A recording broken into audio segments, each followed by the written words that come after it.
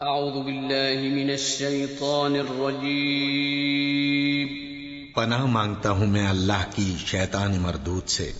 بسم اللہ الرحمن الرحیم شروع اللہ کا نام لے کر جو بڑا مہربان نہایت رحم والا ہے۔ بسم اللہ الرحمن الرحیم۔ السلام علیکم ورحمۃ اللہ تعالی وبرکاتہ۔ محترم ناظرین گرامی اور سامعین کرام، اپنی کتاب امثال الحدیث کے باب ایمان اور اسلام میں سے ایک نئی منتخب حدیث آپ کی خدمت میں آج پیش کر رہے ہیں، اور اس حدیث کا تعلق مسلمان کے ایمان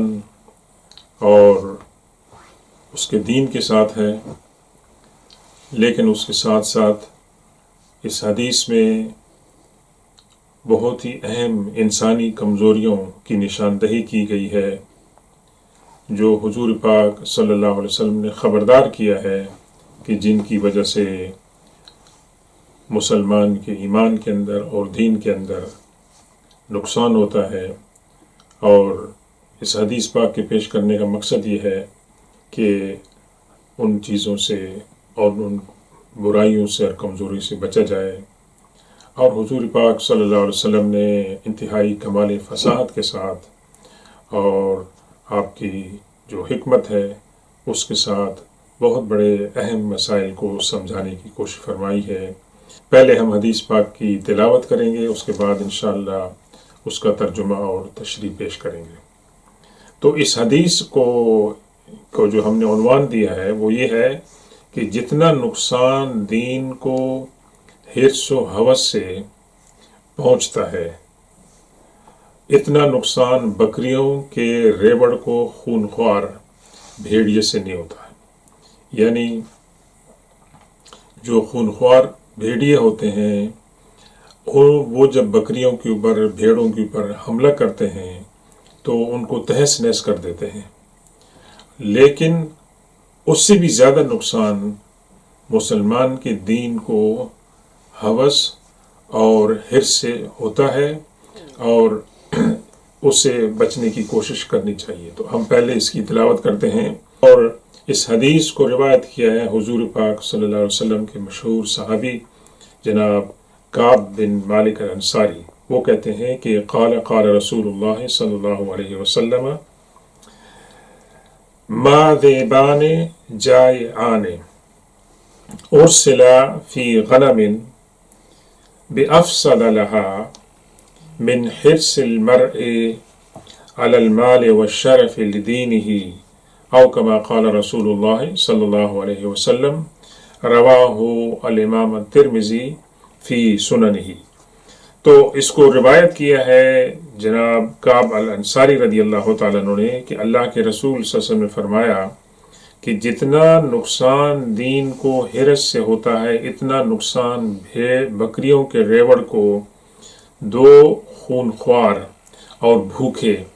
جو بھیڑیے ہوتے ہیں ان سے نہیں ہوتا ہے۔ تو آپ یہاں دیکھیں کہ حضور پاک صلی اللہ علیہ وسلم نے تشبیہ دی ہے دو چیزوں کو دو چیزوں کے ساتھ۔ ایک طرف انسان کا جو ہے نا وہ حرص ہے، اس کے اندر لالچ ہے، کس بات کی؟ مال کو جمع کرنے کی، اور دوسری طرف اس کے اندر خواہش ہے کہ اسے دنیا کے اندر شہرت ملے اور عظمت ملے۔ اور دوسری طرف اللہ کے رسول صلی اللہ علیہ وسلم نے ان کی تشبیہ دی ہے دو خونخوار بھیڑیوں سے جو بھوکے ہیں۔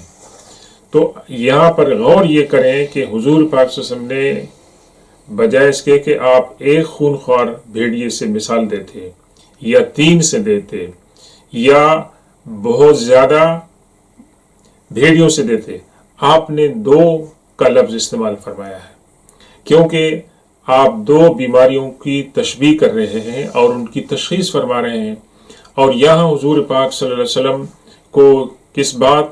کا جو ہے وہ کنسرن ہے، آپ کو تشویش ہے کہ مسلمان دنیا کی طلب کے اندر اور شہرت کی طلب میں اپنے دین کے اندر نقصان پیدا کرتا ہے، اور یہ نقصان بہت زیادہ خطرناک ہوتا ہے۔ تو آپ اپنے ذہن میں رکھیں کہ ایک باڑ ہے جہاں پر کہ بھیڑ بکریوں کو رکھا گیا ہے، اور اس باڑ کے جو رکھوالی ہیں وہ رات کو وہاں نہیں ہوتے ہیں، اس کی دیکھ بھال نہیں کرتے ہیں، اور کسی طریقے سے یا تو اس کا دروازہ کھلا رہ جاتا ہے یا کسی طریقے سے وہاں پر یہ بھیڑیے آ جاتے ہیں، اور بھیڑیا تو ویسے بھی خونخوار ہوتا ہے،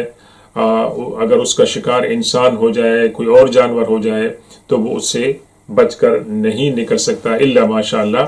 تو جب یہ بھوکے ہیں اور ان کو چھوڑ دیا گیا ہے اور یہ وہاں پر آ کر اٹیک کرتے ہیں، تو ان سے شاید ہی کوئی بھیڑ اور بکری جو ہے وہ بچے گی اور ان کی ہوس کا جو ہے وہ نشانہ بنے گی۔ تو اللہ کے رسول صلی اللہ علیہ وسلم یہاں پر نصیحت فرما رہے ہیں کہ اس سے جو ہے وہ بچنا چاہیے۔ تو یہاں پر جو تشبیہ دی گئی ہے باڑ کو، وہ مسلمان کا دین ہے کہ اس کے اندر اٹیک ہوتی ہے، اور اٹیک کہاں سے ہوتی ہے؟ انسان کی جو خواہشات ہیں۔ اور دو جو بھیڑیے ہیں وہ ان میں سے ایک وہ ہے کہ جس کے اندر انسان کو حرص ہے اور مال جمع کرنے پر، اور اس کو دوسری حرص ہے اپنی سوسائٹی کے اندر اپنا بڑا مقام بنانے پر۔ تو انسان جو ہے وہ اس کو اللہ تبارک و تعالیٰ نے، ہماری شریعت نے اجازت دی ہے کہ وہ مال کو کمائے، مال کو خرچ کرے اور مال سے اپنا فائدہ اٹھائے۔ یہ ایک مستحسن چیز ہے جائز ذرائع کے ساتھ، لیکن اس کو یہ نہیں کرنا چاہیے کہ مال کے جمع کرنے کی خاطر اس کی نمازیں ضائع ہو جائیں، اس کو ہماری جو اسلام کی روایات ہیں، تقالید ہیں، تعلیمات ہیں، وہ ان سے غافل ہو جائے۔ تو اگر اس نتیجے پر پہنچے اور پھر مال کے جمع کرنے کی خواہش، استغفر اللہ، اگر وہ حلال سے حرام کے اندر پہنچ جائے تو یہ تو بہت ہی قابل مذمت چیز ہے، اس سے جو ہے نا بچنا چاہیے، کیونکہ نہ صرف اس کے اندر انسان قناعت سے محروم ہو جاتا ہے، بلکہ انسان دنیا کی خاطر اپنے دین کو بھی ضائع کر دیتا ہے۔ ہمارے پاس ایسے بہت سی مثالیں ہیں صحابہ کرام کی، حضرت عبدالرحمن بن عوف کی ہیں، حضرت ابوبکر صدیق رضی اللہ تعالیٰ عنہ کی ہیں،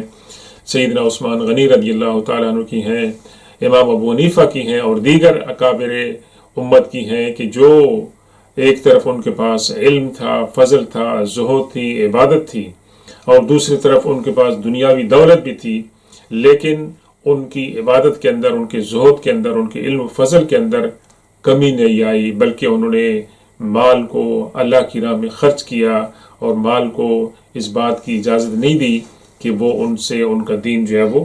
چھین لے۔ تو انسان بعض اوقات جو ہے وہ کیا کرتا ہے کہ اس کے اندر وہ اپنے دین کا نقصان کرتا ہے۔ اور اس کے اندر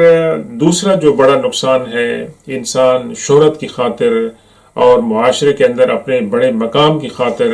انسان ایسی حرکتیں کرتا ہے کہ جو ایمان کی منافی ہوتی ہیں۔ اور اس کے اندر سب سے بڑی بات یہ ہے کہ اگر کوئی عالم دین ہے اور وہ عالم دین جو ہے وہ علم دین کو اس لیے حاصل کرتا ہے کہ اس کی وجہ سے اس کو شہرت ملے، تو یہ بات اس کے لیے نقصان دہ ہوتی ہے، اس کو اس سے فائدہ نہیں پہنچتا ہے، بلکہ اس کی آخرت جو ہے نا اس کے اندر تباہ اور برباد ہو جاتی ہے۔ تو اس کے اندر اللہ کے رسول صلی اللہ علیہ وسلم نے بڑی کمال حکمت سے جو ہے وہ ہمیں سمجھانے کی کوشش کی ہے کہ آپ شہرت طلبی سے پرہیز کریں۔ اپنے ایک صحابی جناب عبدالرحمن بن سمرہ رضی اللہ تعالیٰ عنہ کو آپ نے نصیحت فرمائی کہ آپ حکومت یا حکومت کے منصب کو حاصل کرنے کی خواہش نہ کریں، اور آپ کسی سے سفارش بھی نہ کریں کہ آپ کو حکومت کے اندر کوئی عہدہ ملے، اس لیے کہ اگر آپ کو سوال کر کے آپ کو کوئی عہدہ ملتا ہے تو اس کا مطلب یہ ہے کہ بھی آپ کو ایک آزمائش کے اندر ڈال دیا گیا ہے، اور اگر آپ کو بغیر سوال کیے دیا گیا ہے تو اس کا مطلب یہ ہے کہ آپ کو اس بات کی اللہ تبارک و تعالیٰ کی طرف سے گویا کہ ایک توفیق ملی ہے کہ آپ وہ کام کریں۔ آپ کے سامنے جو ہے نا حضرت یوسف علیہ السلام کی مثال ہے۔ حضرت یوسف علیہ السلام کو جب قید سے رہائی ملی تو آپ نے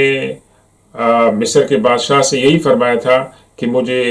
آپ جو ہے خزانے کا انچارج بنائیں، کیونکہ میں ان معاملات کو سمجھتا ہوں۔ حالانکہ یوسف علیہ السلام کا اگر آپ دیکھا جائے دنیاوی اعتبار سے تو آپ کو کوئی تجربہ نہیں تھا، لیکن اللہ تبارک و تعالیٰ نے آپ کو علم و حکمت عطا فرمائی تھی۔ تو اس سے ہمیں کیا سمجھ میں آتا ہے کہ اگر کسی انسان کے پاس ایسی تجربات ہیں، اس کے پاس علم ہے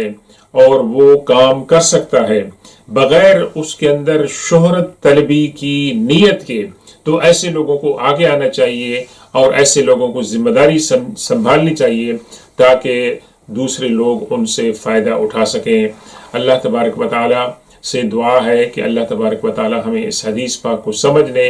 اور اس پر عمل کرنے کی توفیق عطا فرمائے۔ انشاءاللہ آج اس حدیث کے اوپر ہم اختتام کرتے ہیں